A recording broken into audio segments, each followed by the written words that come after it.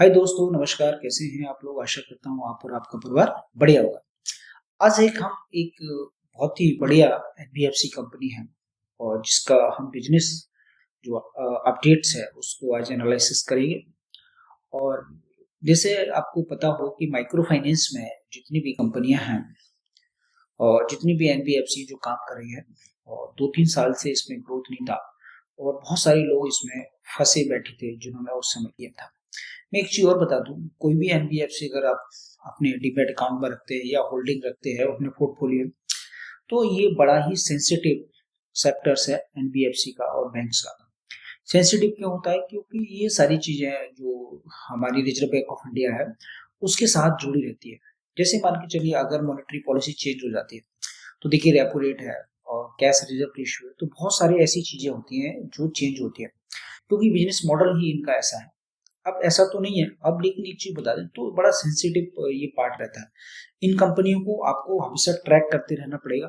यदि ट्रैक नहीं करेंगे तो दो ही काम हो सकते हैं कि या तो बहुत सारा पैसा बना देंगे या आपका पैसा आधा कर देंगे। ये बात ध्यान रखनी है क्योंकि ऐसे बहुत सारे एनबीएफसी थे और जो पिछले जो मतलब बुल मार्केट आया था तो उसमें कई स्टॉक्स ने पैसे को डबल कर दिया इन्वेस्टर के, कुछ ने तो 3 गुना भी कर दिया। लेकिन यदि उन्होंने उसको समय से नहीं काटा तो उनका प्रॉफिट भी चला गया और जो बाइंग प्राइस था उसी पे जाके बेचना पड़ा होगा या उनके डीमेट अकाउंट में पड़ा होगा। तो एनबीएफसी जो भी कंपनी होती है या फाइनेंस सेक्टर की जो भी कंपनियां होती हैं उनके साथ बड़ा सावधानी बरतनी आपको चाहिए। बात शुरू करने से पहले मेरा डिस्क्लेमर रहता है, मैं सेबी रजिस्टर्ड नहीं हूँ और इसलिए मैं किसी स्टॉक को बाय और सेल करने की रिकमेंडेशन नहीं देता हूँ। और मैं आपसे भी निवेदन करता हूँ कि किसी दूसरे व्यक्ति के कहने से या किसी इन्फ्लुएंसर के कहने से स्टॉक को बाय और सेल ना करें, क्योंकि जहां अगर इन्वॉल्वमेंट होता है तो देखिए जब तक आपका खुद का डिसीजन ना हो, खुद का कन्विक्शन ना हो और जब तक चीजें आपको समझ नहीं आती तो आप कैसे पैसे डाल सकते हैं? आप अपने आप से सवाल पूछें। तो मैं यही प्रयास करता हूँ कि जो मेरे ऑडियंस है या जो मुझे सुनते हैं उनका कॉन्फिडेंस लेवल मेरा काम है बढ़ाना और उनको चीजें सिखाना। मतलब धीरे धीरे अगर आपकी अंडरस्टैंडिंग बेटर हो सकती है या साइकोलॉजी चेंज हो सकती है या आपका कॉमन सेंस अगर डेवलप हो सकता है तो आप कंपनी खुद से ट्रैक कर सकते हो। जैसे हम कोई इन्फॉर्मेशन आपको देते हैं या वीडियो में डिस्कस करते हैं तो उसके बिहाफ पे आप उस कंपनी का कॉर्पोरेट डॉक्यूमेंट्स, पीपीटी और कॉन कॉल पढ़ के या प्रेस रिलीज पढ़ के अपने कॉन्फिडेंस को बढ़ा सकते हैं।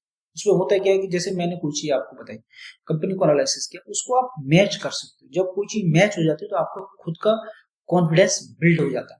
जब बिल्ड हो जाता है तो आपको स्टॉक को बाय करने में, सेल करने में कोई दिक्कत नहीं होती है। तो इस चीज को आपको अपने अंदर डेवलप करना पड़ेगा। तभी मैं कहता हूं कि जब तक आपका खुद का कन्विक्शन ना आ जाए तब तक किसी स्टॉक में मतलब पोजीशन नहीं बनाते। तो इस बात को ध्यान रखें और केयरफुली रीड करें और अगर वीडियो समझ में आए तो बार बार सुने तो आपकी जो कंसेप्ट है वो क्लियर हो जाए। तो कंपनी का नाम है, आज हम बात करते हैं कैप्री ग्लोबल। कैप्री ग्लोबल का नाम सुना होगा आपने, एक एनबीएफसी कंपनी है ये। और कैप्री ग्लोबल जो है आजकल बहुत सारे रिक्शा ऑटो में आपको मिल जाएगा जो गोल्ड के उसके लोन के सेगमेंट में। तो कैप्री ग्लोबल की बहुत सारी ब्रांचेस हैं और पैन इंडिया ही बनने जा रही है। मतलब पैन इंडिया है ही पहले से और अपना जो बिजनेस है उसका लगातार विस्तार कर रही है। तो ये ऐसी कंपनी है जैसे अभी इसका जो ईसीजी का जो रेटिंग हुआ है ग्लोबल लेवल पे। ईसीजी एक फ्रेमवर्क होता है बिजनेस मॉडल का जिसे इन्वायरमेंट, सोशल इक्वलाइजेशन और जो कॉर्पोरेट गवर्नेंस होती है, जो उनके अंदर जो एम्प्लॉय होती है उसका जो परफॉर्मेंस होता है उसको मिला के इनकी रेटिंग निकाली जाती है। तो ग्लोबल लेवल पे किसी कंपनी को ईसीजी रेटिंग जो होती है इंटरनेशनल लेवल की रेटिंग, जितने फाइनेंशियल सेक्टर के अगर इंस्ट्रूमेंट है एनबीएफसी की अगर बात करें तो उसमें इंडिया की जो कैप्री ग्लोबल है उसका जो इंडेक्स रहा है 71%। तो जितने भी पीयर ग्रुप्स हैं इसके और जो भी एनबीएफसी हैं उनसे सबसे हाईएस्ट उसमें है, आ गई है ये कंपनी। तो अगर हम बात करें तो इसका जो पिछले साल जो इसका ग्लोबल जो ईसीजी में रैंक था 43% था। अब आप मान के चलिए कितनी बढ़िया कंपनी हो सकती है कि 43 से सीधा 71 में आ गई। तो जितने भी जो पीयर ग्रुप्स के इसके जो एनबीएफसी है उनमें सबसे टॉप की कंपनी बन गई है इस मामले में। ईसीजी जो मॉडल है इनका उसकी रेटिंग होगी। आपको ये रेटिंग को इतनी आसानी से नहीं मिल जाती है, ये बहुत सारी चीजें, बहुत सारी कंपनियां होती हैं चाहे इंडिया की हो और भी कंट्रीज को। तो वो मतलब कंट्रीज वाइज इनको डिसाइड किया जाता है वो जिस कंपनी का सबसे बढ़िया अगर रेटिंग होता है किसी कंपनी का, तब उसको ये प्रकार के जाके रेटिंग मिलती है। मैं तो पहले बधाई देना चाहूंगा जो कैप्री ग्लोबल के जो मैनेजमेंट है उनके लिए बहुत सारी ढेर सारी शुभकामनाएं कि उन्होंने मतलब ग्लोबल लेवल पर जो ईसीजी की रैंक प्राप्त की है 71% जो स्कोर प्राप्त किया है, तो वो काबिल तारीफ है। अब हम बात करते हैं इस कंपनी में और क्या क्या चीजें हो सकती है इसकी वजह से। तो कंपनी में और क्या क्या चीजें हो सकती है हम यहाँ बात करते हैं। तो जैसे मैंने आपको बताया कि ईसीजी स्कोर होता है क्या, मैंने आपको पहले ही बता दिया। ई मतलब होता है इन्वायरमेंट, एस से होता है सोशल, जो लाइबिलिटी है या जेंडर इक्वलिटी है जो उसके अंदर ह्यूमन राइट्स की बात होती है। और जो जी का मतलब होता है गवर्नेंस। गवर्नेंस का मतलब एक डेमोक्रेटिक चीजें होती है। जो भी कंपनी जब उसका मैनेजमेंट का संचालन करती है तो उसमें इस प्रकार का कोई इशू नहीं होता है कि सभी लोग मिलकर काम करते हैं। उसका जो गवर्नेंस होता है ऑपरेशन का वो एक्सीलेंट है। तो कहने का मतलब एनवायरमेंट के प्रति इनका एक्सीलेंट दृष्टिकोण है। और जो इनके यहाँ एम्प्लॉय काम करते हैं उनको ऐसा नहीं है किसी को मतलब डिमोरलाइज नहीं किया जाता। मतलब इस प्रकार की चीजें मतलब स्ट्रॉन्ग है, मतलब जो भी है उसकी बात सुनी जाती है, उसके राइट जो फंडामेंटल राइट है उसका भी ध्यान रखा जाता है और उसकी जो ड्यूटी है उसका भी ध्यान रखा जाता है।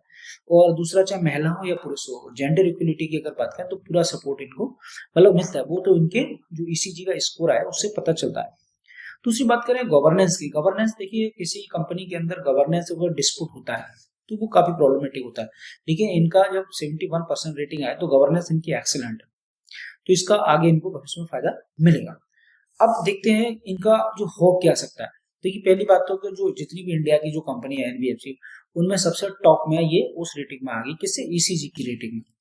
और बाकी जो परफॉर्मेंस है, जो फाइनेंशियल परफॉर्मेंस, उस पर कुछ अलग अलग चीजें हो सकती हैं, वो अलग मैटर करता है। लेकिन एनबीएफसी की अगर बात करें, ईसीजी की अगर मॉडल की बात करें, तो टॉप कंपनी में एनबीएफसी में अब ये आती है।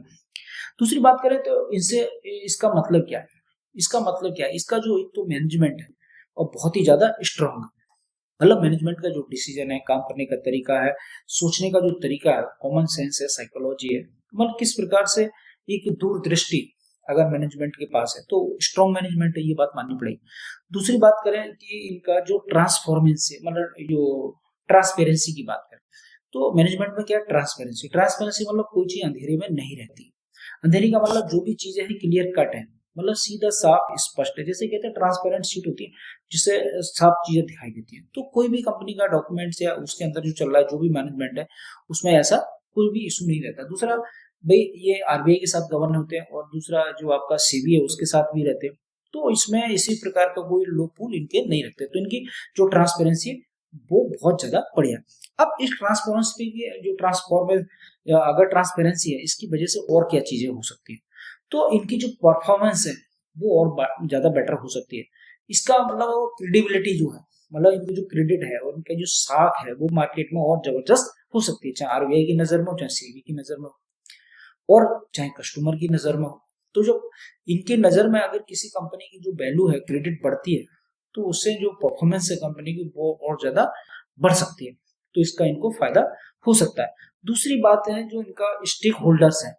स्टेक होल्डर है जिस कंपनी को जो चलाते हैं, स्टेक होल्डर में जो मेन होल्डर होते हैं और जो हमारे इक्विटी शेयर होल्डर होते हैं वो भी इसी का पार्ट होते हैं। खाली कंपनी के ओनर्स होते हैं जिनके पास स्टॉक्स होते हैं। तो जो स्टॉक होल्डर्स हैं, आप अगर देखेंगे तो उनका जो कॉन्फिडेंस है ईसीजी की वजह से बहुत ज्यादा मतलब बढ़ जाएगा, और बढ़ गया होगा, बढ़ नहीं जाएगा, बढ़ चुका होगा।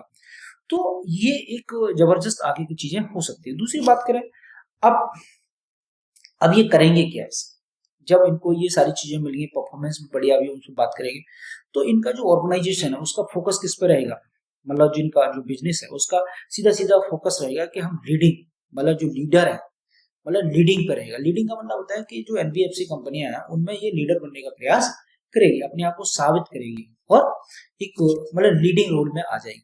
जब लीडिंग रोल में आ जाती है कोई चीज, तो आप समझते हो उसका कॉन्फिडेंस का लेवल कितना हो सकता है। अब इसमें और भी क्या चीजें होंगी, जैसे बात करें ह्यूमन कैपिटल इनिशिएटिव्स की बात करें। ह्यूमन कैपिटल का मतलब है, सीधी सीधी बात है कि जो लोग इनके यहाँ काम करते हैं, चाहे वो बोर्ड ऑफ मैनेजमेंट में हो, चाहे उनका और भी वर्कर हो कोई, मतलब जो भी वर्कर है ऊपर से टॉप से लेके नीचे तक, सबको क्या as a human capital, as a valuable, मतलब उनको एज ए एम्प्लॉय मतलब ट्रीट करेंगे लोग, और इससे ये बात ही साबित होती है। तो कहने का मतलब कोई भी अगर एम्प्लॉय अगर इनके यहाँ काम करता है तो वो अपना वो फील करता है कि मैं कैप्री ग्लोबल में काम करता हूँ। तो ये उसकी रेपुटेशन होती है, मतलब उसका एक कॉन्फिडेंस इससे भी बढ़ जाता है। दूसरी बात करें बिजनेस इथिक्स की बात करें, तो दूसरी अगर हम बात करें तो जो इथिक्स होती है किसी भी बिजनेस को, कोड ऑफ कंडक्ट होता है। तो जब आप एक बड़े हो जाते हैं, बड़े का मतलब है जब आपको इतनी बड़ी रैंक दी गई है, मतलब आपने ये अचीव किया, तो आपकी खुद भी एक मोरल ड्यूटी बनती है कि आप अपनी जो बिजनेस की इथिक्स है उनका पालन करें। तो ये इथिक्स के जो पैरामीटर्स है और ये उसको स्ट्रॉन्ग करेंगे और उसको मेंटेन करने का प्रयास करेंगे। दूसरी बात करते हैं गवर्नेंस जो स्टैंडर्ड है। जैसे मैंने क्या बताया कि ईसीजी का मतलब जो जी है वो गवर्नेंस है। तो जो गवर्नेंस है इनका, जो संचालन होता है, आपको जो इनका मतलब मैनेजमेंट है, उसमें जो गवर्नेंस है इनका, उसका जो स्टैंडर्ड है वो और बेटर हो जाएगा।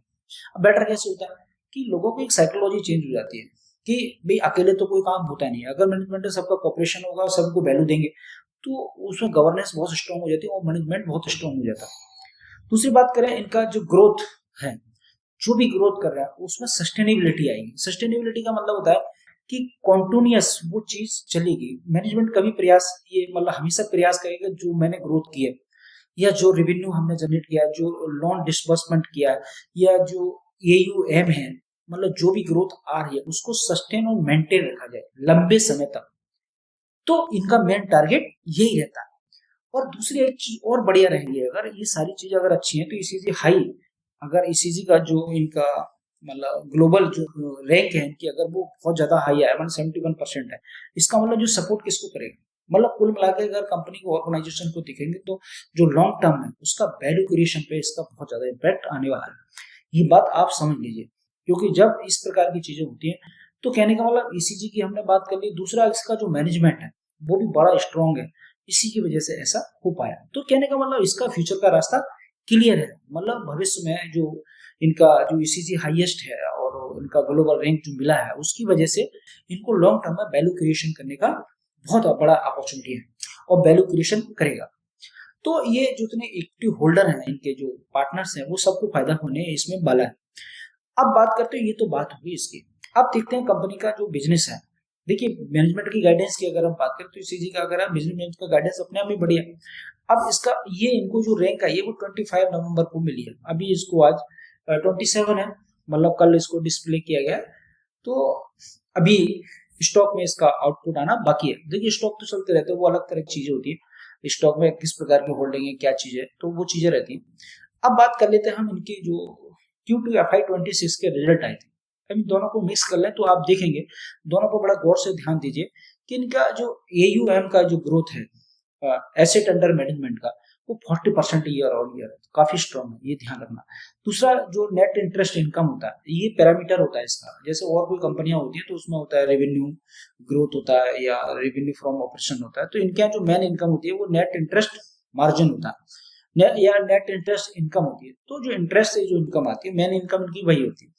अगर हम उसकी बात करें, इनकी जो नेट इंटरेस्ट इनकम की बात करें तो 57% इनका ईयर ऑन ईयर ग्रोथ है। अगर हम टोटल की अगर हम बात करें, टोटल जो इनका ग्रोथ आया है वो इनका 67 समथिंग कुछ है।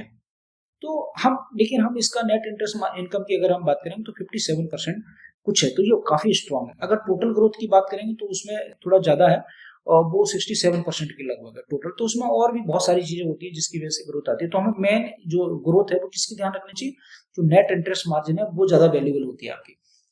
तो मैंने आपको बताया इनका टोटल ग्रोथ की बात करें तो 67% ईयर ऑन ईयर है, लेकिन मेन जो है उनका जो नेट इंटरेस्ट जो इनकम है वो जबरदस्त है, 57% है। तो इनमें दोनों में 10% का अंतर है, उससे दोनों पॉजिटिव है, कोई दिक्कत नहीं है। अब बात करते हैं इनका जो ऑपरेटिंग या जो ऑपरेटिंग एक्सपेंसेस हैं, जिसे हम कहते हैं क्रेडिट कॉस्ट। तो इनका जो क्रेडिट कॉस्ट है जो Q2 FY26 में ये डिक्लाइन हुआ है, मतलब जो क्रेडिट कॉस्ट है इनकी, जो ऑपरेशन की एक्सपेंशन कॉस्ट है वो कम हुई है। कितनी कमी? 29% रिड्यूस हुई है। इससे क्या होगा, इनकी जो एसेट क्वालिटी है उसमें और ज्यादा इंप्रूवमेंट हो सकता है। आगे देखेंगे, बड़ा बता रहे हैं और उसमें डिस्कस करेंगे कि भी जो एनबीएफसी कंपनियां होती हैं उनमें जो इस प्रकार की जो चीजें होती हैं, क्रेडिट कॉस्ट बहुत मायने रखती है। और ये भी बड़ी बात है कि जो ऑपरेटिंग एक्सपेंसेस है वो कम हुए हैं, ये बड़ी बात है, जिससे क्या होता है कि अपनी चीजों को उन्होंने सही कर रखा है। दूसरी अगर हम बात करें पैड ग्रोथ की, अगर हम बात करते हैं तो पैड ग्रोथ इनका जो आया है 143%। कितना आया 143%। तो अगर हम देखें इसका नेट इंटरेस्ट इनकम की अगर हम बात करें तो इनका 57 है। अगर टोटल अगर इनकी ग्रोथ की बात करें तो 67 है। अगर उससे देखें तो पेट ग्रोथ कितना है, मतलब डबल के ऊपर है, मतलब 2 गुना से ज्यादा है। मैंने आपको बताया कि अभी मैंने एक अपना वीडियो बनाया था कि best small cap company investment for long term, आप उसको देख लीजिएगा। तो अगर ये भी अगर एक स्मॉल कैप कंपनी है और अगर किसी कंपनी का पेट ग्रोथ अगर उसके ग्रोथ से ज्यादा होता है तो वो कंपनी पागलों की तरह पैसे बनाती है।